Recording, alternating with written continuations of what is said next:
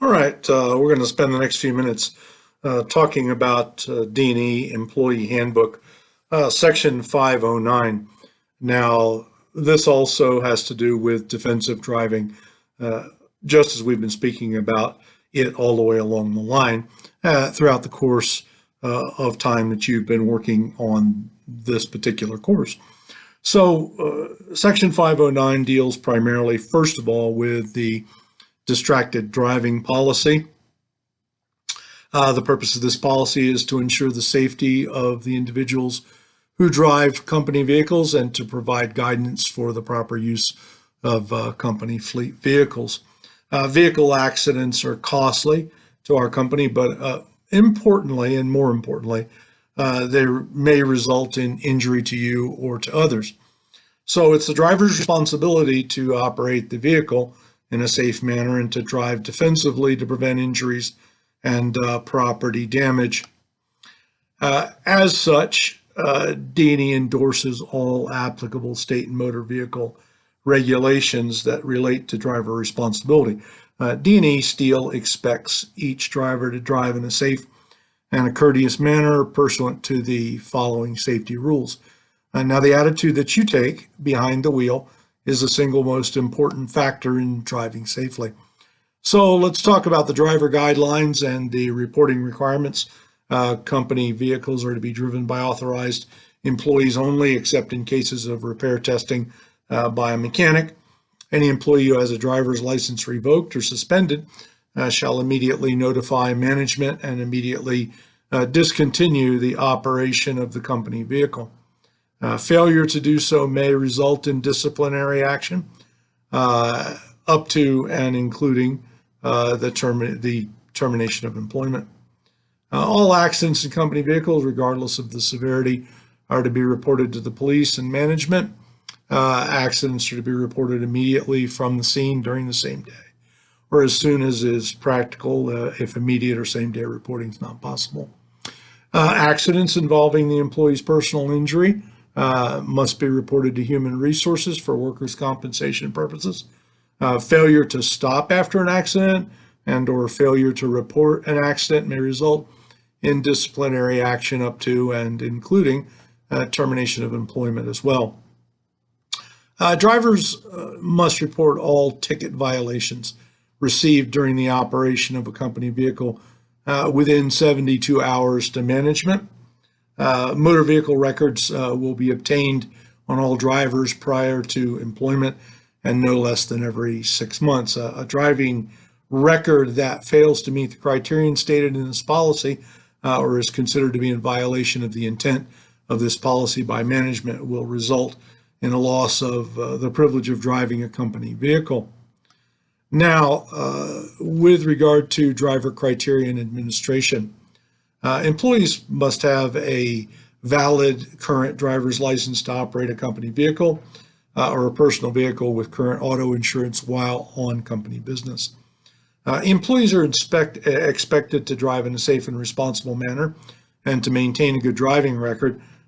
Human Resources is responsible for reviewing records, including accidents, moving violations, and things like that, to determine if an employee's driving record indicates a pattern of unsafe or irresponsible driving, and to make a recommendation to executive management for the suspension or revocation of driving privileges. Now, criteria that may indicate an unacceptable record includes, but isn't limited to, 3 or more moving violations in a year. And by that, we mean violations that include any ticket, charge, or other law enforcement proceeding relating to these, as well as independent evidence of violations that are deemed relevant by management, or 3 or more chargeable accidents within a year. Chargeable means that the driver is determined to be the primary cause of the accident through speeding or inattention or things of that nature.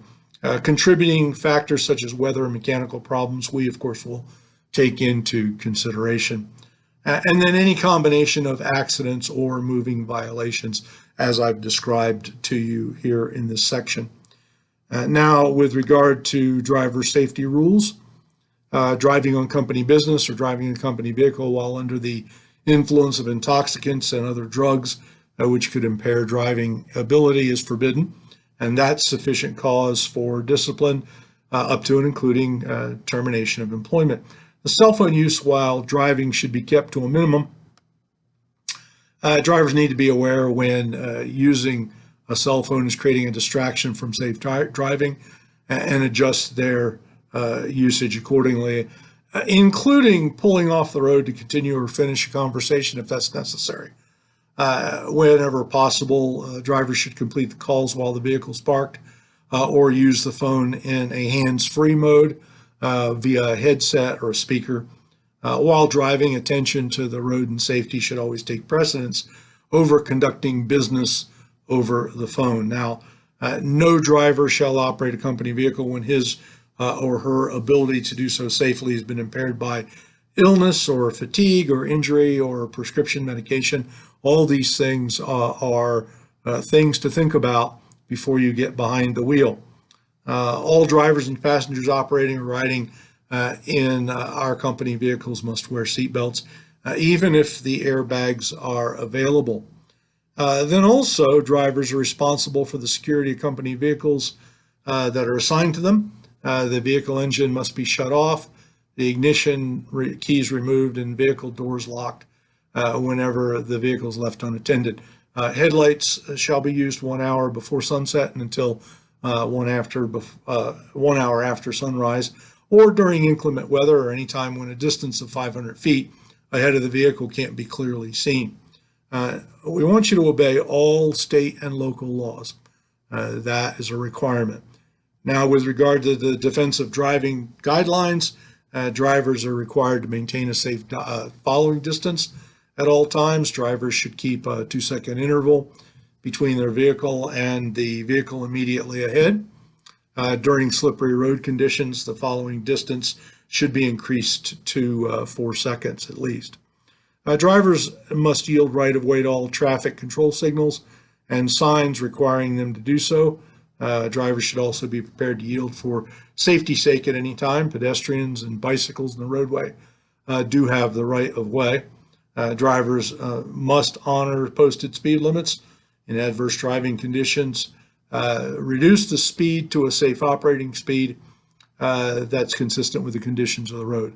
Weather, lighting, volume of traffic. Tires can hydroplane on wet pavement at speeds as low as 40 miles an hour. So bear that in mind and adjust your driving to the circumstances of the road and the things that are going on around you. Radar detectors are strictly prohibited in company vehicles. Drivers are to drive the speed of the traffic, but never to exceed the posted speed limit. Turn signals must be used to show where you're heading while going into traffic and before every turn or lane change. When passing or changing lanes, view the entire vehicle in your rear view mirror before pulling back into that lane. Be alert of other vehicles, pedestrians and bicyclists when you're approaching intersections. Never speed through an intersection on a caution light. When the traffic light turns green, look both ways for oncoming traffic before you proceed. Now, when you're waiting to make left turns, keep your wheels facing straight ahead. If you're rear-ended, you will not at least be pushed into the lane of oncoming traffic. Then when stopping behind another vehicle, leave enough space so you can see the rear wheels of the car in front. This allows room to go around the vehicle if necessary and may prevent you from being pushed into the car in front of you if you should be rear-ended. Avoid backing up when possible. But when that's necessary, keep the distance traveled to a minimum and do be particularly careful. Check your vehicle before you back up, and then back to the driver's side. Don't back around a corner or into an unseen or into an area of no visibility if you can avoid that, certainly. Accident procedures. In an attempt to minimize the results of an accident, a driver must prevent further damages or injuries and obtain all pertinent information and report it accurately. Call for medical aid if that's necessary. Do call the police. All accidents, regardless of severity, must be reported to the police. If the driver can't get to a phone, he should write a note giving location to a reliable appearing motorist and ask him to notify the police. Record the name and the addresses of the driver, the witnesses, the occupants of the other vehicle, and any medical personnel who may arrive at the scene. Do not discuss the accident with anyone at the scene except the police. Don't accept any responsibility for the accident. Don't argue with anyone. Provide the other party with your name, your address, your driver's license number, and your insurance information. Immediately report the accident to management. Provide a copy of the accident report and or your written description of the accident to management as soon as possible.